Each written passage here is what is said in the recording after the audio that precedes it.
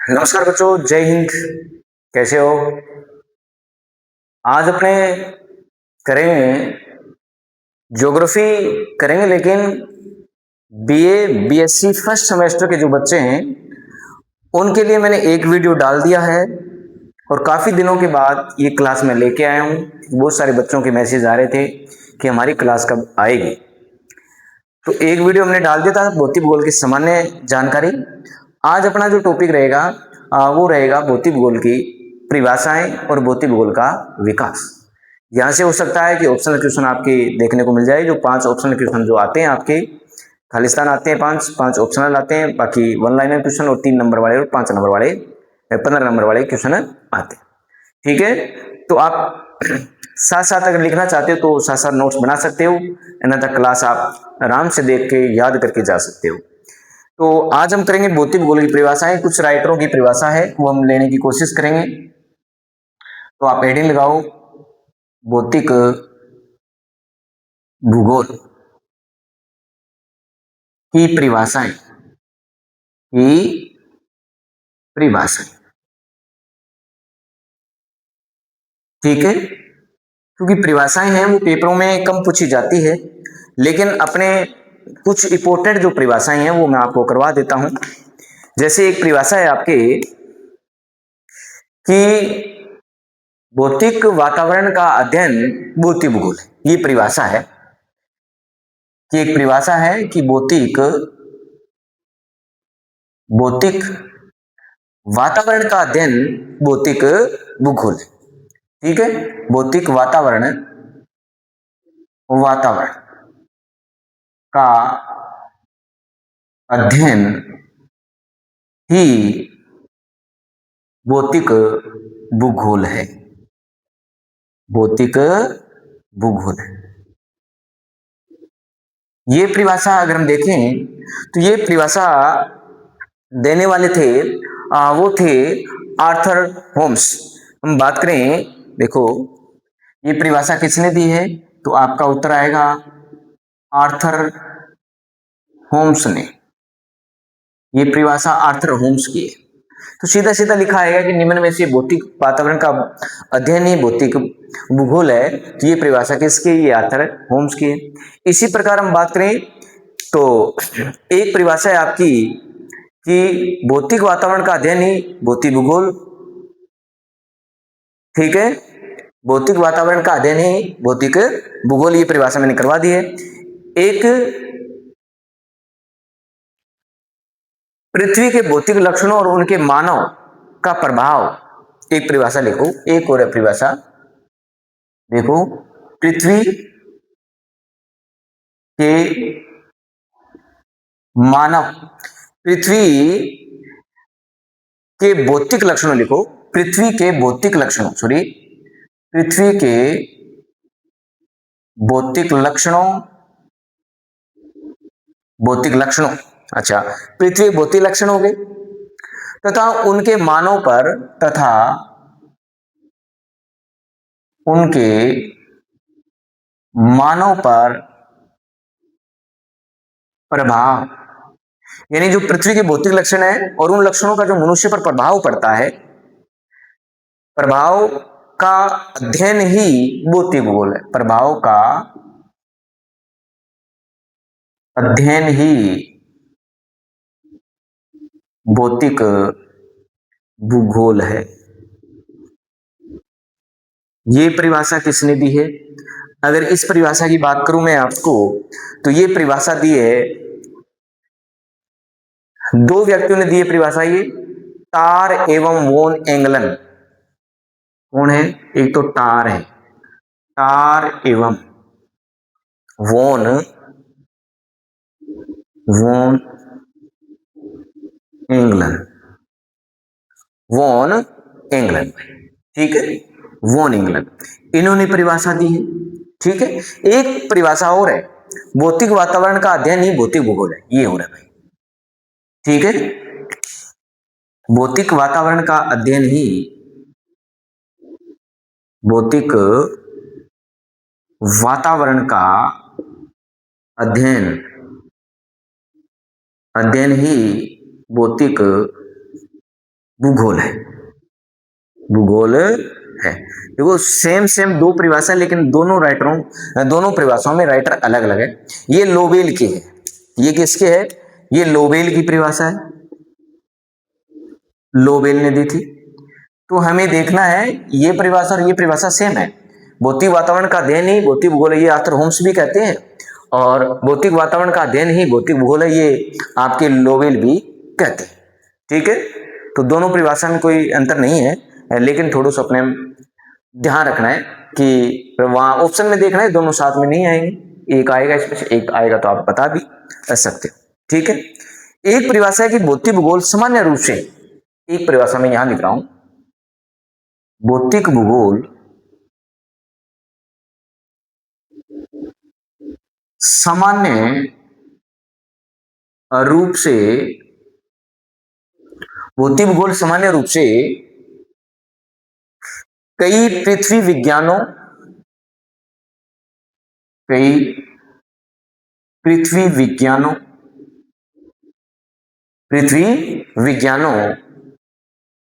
का अध्ययन एवं समन्वय है, का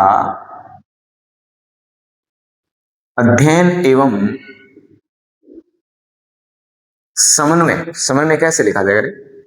समन्वय है,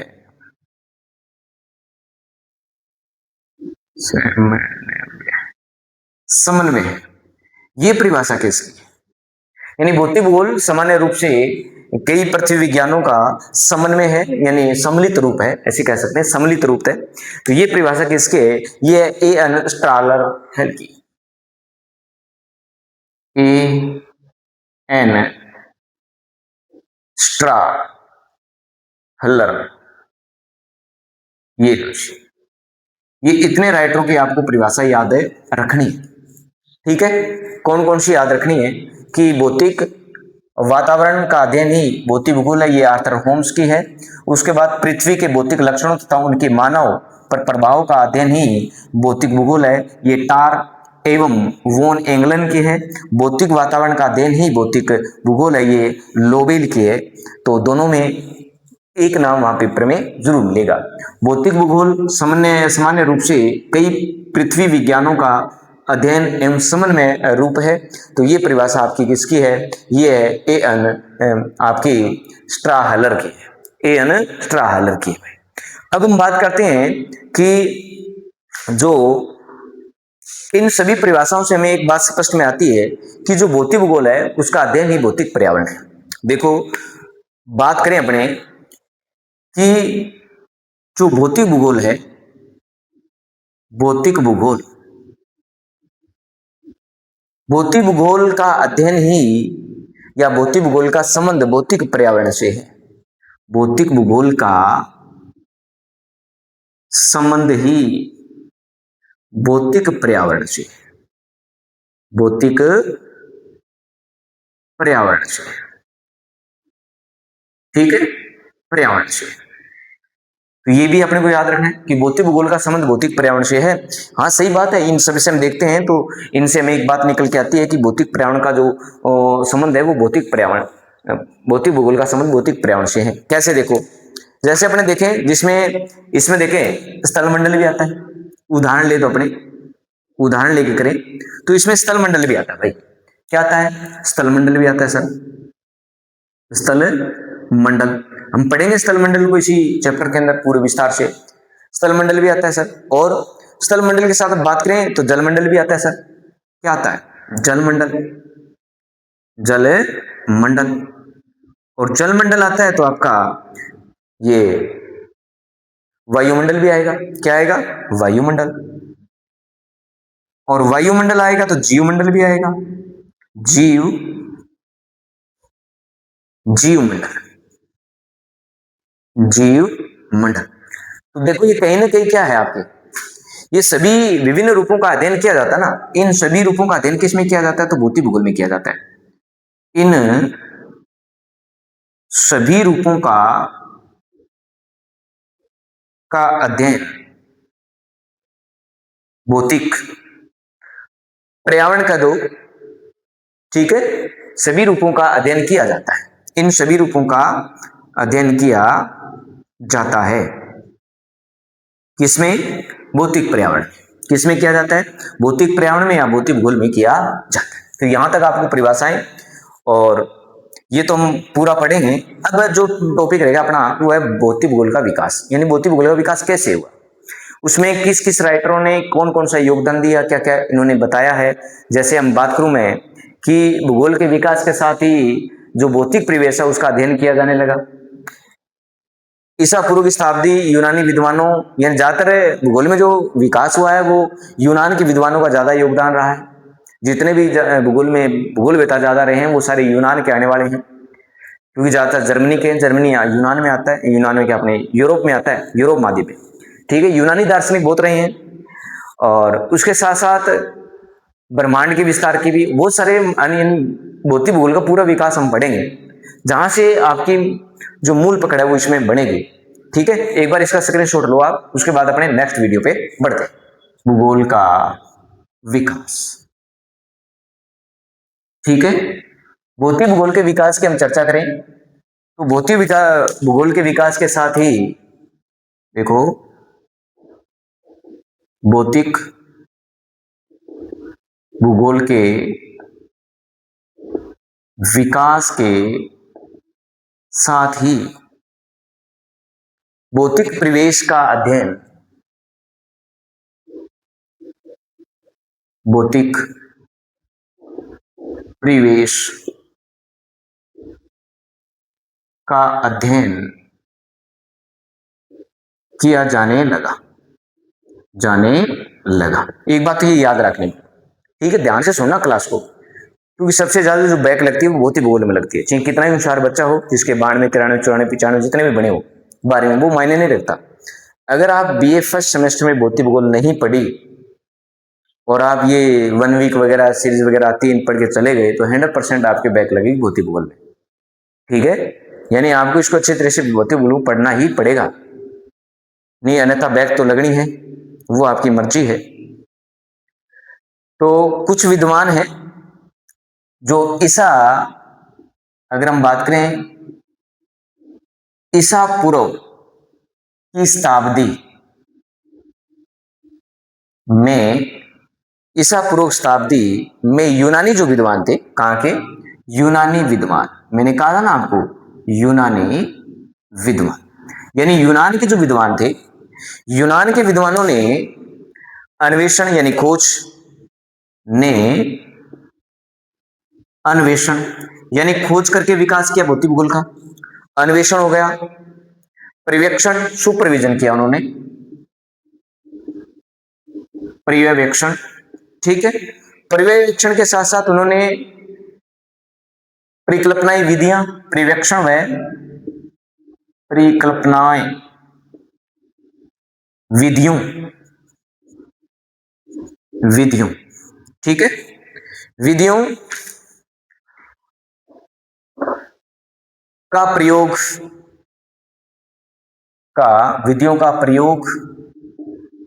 भौगोलिक वर्णन किया, भौगोलिक वर्णन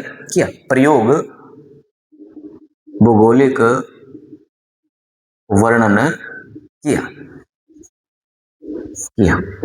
देखो प्रश्न ऐसे आएगा कि भौतिक भूगोल के विकास के साथ ही खालिस्तान अध्ययन किया जाने लगा, तो आपका उत्तर आ जाएगा परिवेश, भौतिक परिवेश। क्योंकि ऐसे प्रश्न खालिस्तान में आ सकते हैं कि भौतिक भूगोल के विकास के साथ खालिस्तान का अध्ययन किया जाने लगा, तो भौतिक परिवेश का उसमें खालिस्तान में आ जाएगा। फिर बात है कि ईसा पूर्व की जो शताब्दी यूनानी विद्वानों ने अन्वेषण है, पर्यवेक्षण है, परिकल्पनाओं, विधियों, इनका प्रयोग करके भौगोलिक वर्णन है वो भौतिक भूगोल का किया था। ठीक है, आई बात समझ में? ठीक है सर, इसमें सबसे पहले हम लेते हैं कि जो पृथ्वी की उत्पत्ति और नक्षत्रों का जो वर्णन है ना भौतिक भूगोल में किसने किया था। ये अगर अच्छा प्रश्न देखो, अगर हमसे पूछे कि पृथ्वी की उत्पत्ति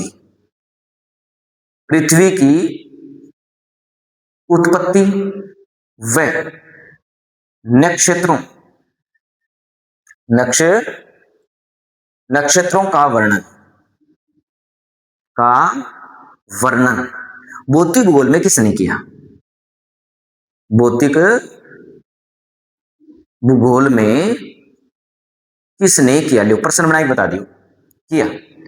एक लाइन में आपसे प्रश्न ये पूछ सकता है कि पृथ्वी की उत्पत्ति व नक्षत्रों का वर्णन भौतिक भूगोल में किसने किया था? अच्छा प्रश्न है। अगर पढ़ी आपने, क्लास लगाई है कॉलेज के अंदर, तो आपको यह प्रश्न जरूर आएगा कि पृथ्वी की उत्पत्ति व नक्षत्रों का वर्णन भौतिक भूगोल में किसने किया है। ठीक है, तो ये किया है आपका वेल्स। किसने? एक वेल्स राइटर, भूगोल बताते, वेल्स। वेल्स, ठीक है, किसने किया है? वेल्स ने किया है सर। ठीक है सर। अगर बात करें हम, साथ साथ इसने गणितीय विधियों का भी प्रयोग किया है, यानी गणितीय भौतिक भूगोल के साथ साथ इसने गणितीय विधियों का भी अध्ययन किया है। किसका? गणितीय, गणितीय। ठीक है, वेल्स नहीं मिलेगा तो आपको थेल्स मिलेगा। क्या मिलेगा? थेल्स मिलेगा।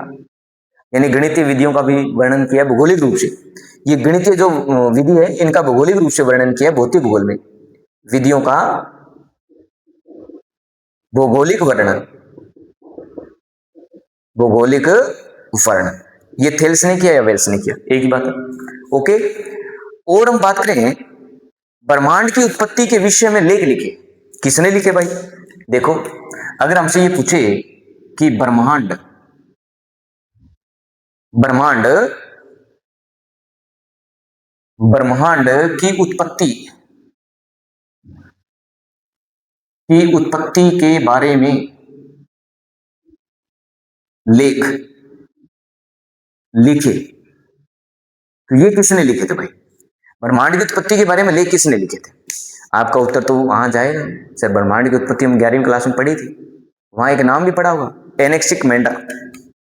कौन सा?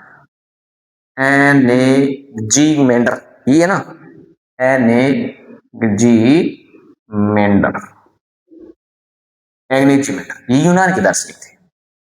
ठीक है, इन्होंने ब्रह्मांड की उत्पत्ति के विषेक लेख लिखे थे। कौन से? विषेक। वेरी वेरी इंपॉर्टेंट है कि ब्रह्मांड की उत्पत्ति के विषेक लेख है वो किसने लिखे थे? तो एनेक्सिमेंडर ने लिखे थे। ठीक है, ठीक है। साथ में ज्ञात भूभाग का मानचित्र भी बनाया था इसने, इसने ज्ञात भूभाग का मानचित्र, मानचित्र बनाया। वेरी वेरी इंपॉर्टेंट है कि ज्ञात भूभाग का मानचित्र है वो किसने बनाया था? एनेक्सिमेंडर ने बनाया था भाई। किसने? एनेक्सिमेंडर ने बनाया। ये क्लासें सारी बीए बीएससी की है, हिंदी मीडियम से। तो क्लास अच्छी लगी तो लाइक और शेयर कर दो। अगर आपका प्यार बना रहा है तो मैं पूरा सिलेबस करा दूंगा फर्स्ट सेमेस्टर का, उसके बाद सेकंड सेमेस्टर की भी क्लासें ले लेंगे हमने। ठीक है भाई। फिर बात करें यूरोप एशिया, देखो हम यूरोप, यूरोप एशिया अफ्रीका, कुछ याद आ रहा है? 11वीं क्लास में पढ़ा था अफ्रीका।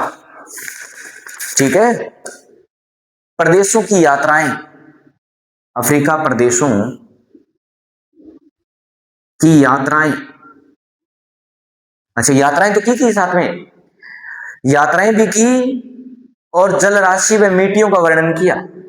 यात्राएं व जल राशि एवं मिट्टियों का वर्णन किया।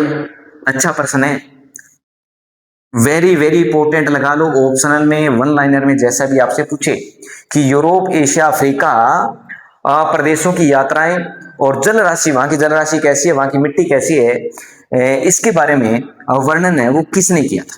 तो आपका सीधा सा उत्तर आएगा सर, इसका उत्तर आएगा हेरोडोट्स। कौन सा? हेरोडोट्स। इतिहास के जनक कहते हैं इनको, हेरोडोट्स। हेरोडोट्स इतिहास का जनक है हेरोडोट्स। ठीक है, तो यूरोप एशिया अफ्रीका की यात्रा किसने की? हेरोडोट्स ने।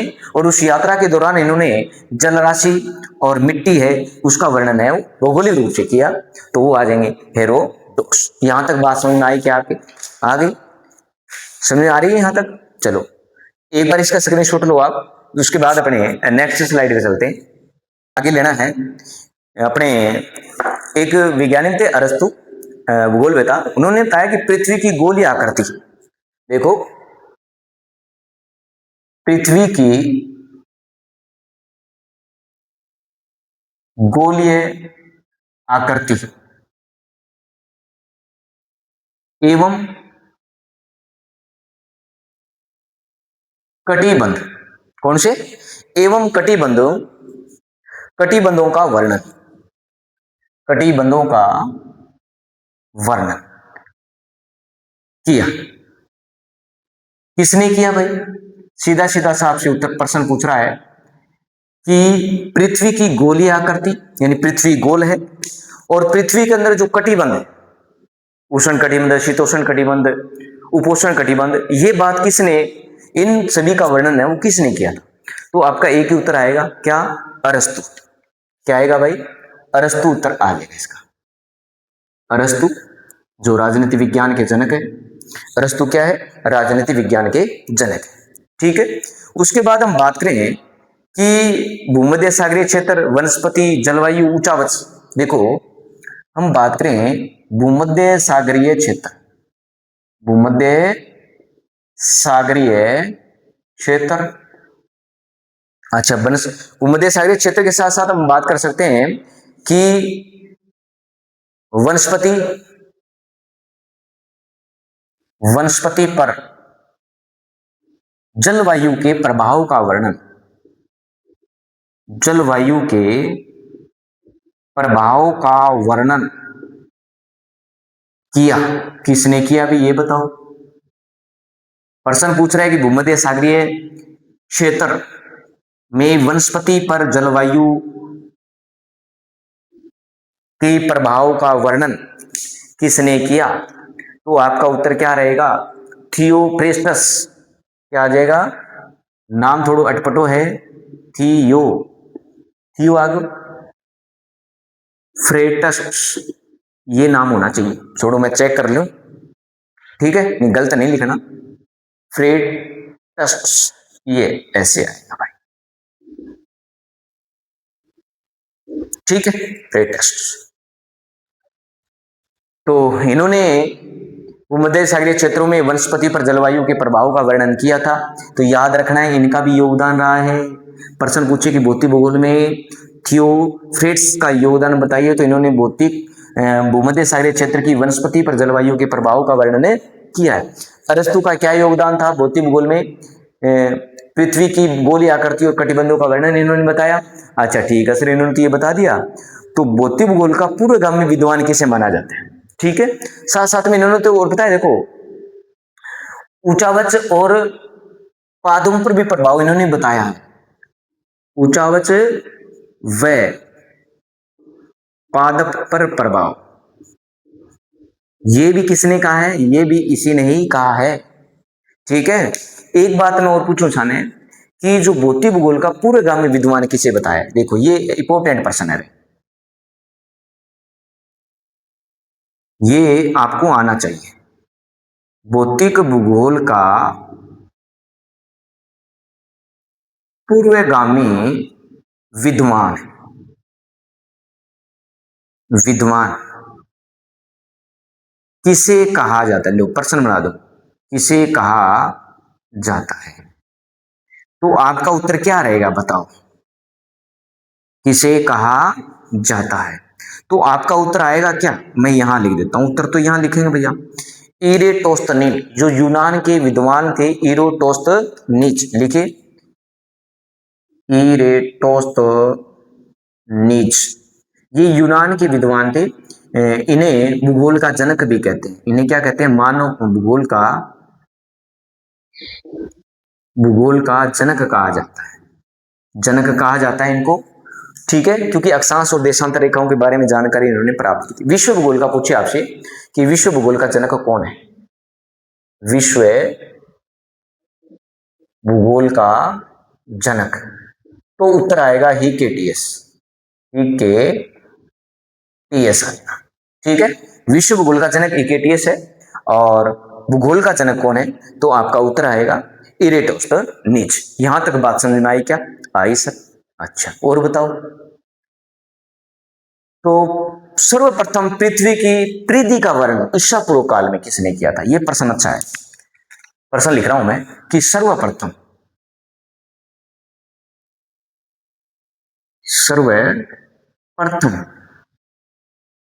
पृथ्वी की पृथ्वी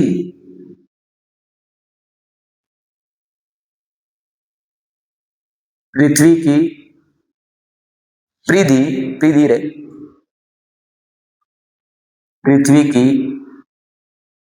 पृथ्वी, ठीक है, पृथ्वी की पृथ्वी की गणना ईसा पूर्व काल में किसने की? ये आपका उत्तर है।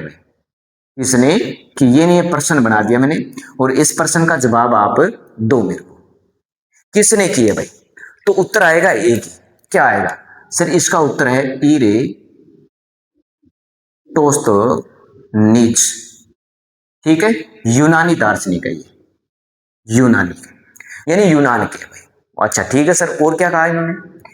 इन्होंने ज्ञात विश्व का मानचित्र, देखो इन्होंने और क्या बताया, इन्होंने ज्ञात विश्व का मानचित्र, अच्छा ज्ञात विश्व का मानचित्र तो बनाया साथ में अक्षांश देशांतर रेखाओं, ज्ञात विश्व का मानचित्र अक्षांश देशांतर रेखाओं सहित बनाया। किसने? इरेटोस्थनीज ने बनाया। थोड़ी सी बीच में मिस्टेक, यानी लाइट चली गई, जिसके कारण वीडियो रुक गया, दोबारा से लेट आई, दोबारा से अपने स्टार्ट करते क्लास को, ठीक है। तो ये यूनान के थे, इन्होंने ज्ञात विश्व का मानचित्र अक्षांश देशांतर रेखाओं सहित बनाया था। पहली बार इन्होंने मानचित्र पर अक्षांश और देशांतर रेखाओं की जानकारी वो प्रस्तुत की। तो प्रश्न ऐसे भी आ सकता है कि निम्न में से किस विद्वान ने ज्ञात विश्व का मानचित्र में अक्षांश और देशांतर रेखाएं वो दर्शाई। उसके बाद हम बात करें कि रोमन और यूनान के विद्वानों ने, रोमन और यूनानी विद्वान, यूनानी विद्वानों ने पर्वत, पठार, नदियों, ज्वालामुखी, द्वीपों आदि का वर्णन किया, तो ये आपसे प्रश्न पूछ सकता है कि कहां के विद्वानों ने पर्वत, पठार, नदी है, ज्वालामुखी है, द्वीप है, ठीक है, इन सभी का वर्णन किया है। सागर भी आ सकते हैं इसमें, सागरों लिख सकते हो, ने सागरों, पर्वतों, पठार, नदियों, ज्वालामुखियों का वर्णन किया, ठीक है। इसके बाद हम देखें तो बहुत सारे विद्वान आए जिन्होंने भौतिक भूगोल के अंदर योगदान दिया। इसके बाद इसमें कुछ पुस्तकों के नाम दिए हैं, वो पुस्तकों के नाम मैं आपसे नहीं करवाऊंगा क्योंकि इतनी गहराई में आपसे बीए के बीएससी के अंदर नहीं पूछता है, सामान्य प्रश्न पूछता जो मैंने आपको बता दिए। कल जो हम टॉपिक करेंगे वो करेंगे भौतिक भूगोल का जो प्राकृतिक और उनका जो अध्ययन क्षेत्र है उसके बारे में अध्ययन करेंगे, यानी कल तो क्लास मुश्किल आनी। चलो हम भौतिक भूगोल की प्रकृति और उसके अध्ययन क्षेत्र के बारे में अध्ययन करेंगे। तो आज की क्लास आपको कैसी लगी हो, क्लास को लाइक और शेयर कर देना और बताना कमेंट करके कि आप क्लास कैसी है। इससे अच्छे बेहतर करने की कोशिश करेंगे अगर आप सहयोग करते हो तो, ठीक है। तो आज के लिए इतना ही है, धन्यवाद, जय हिंद, जय भारत।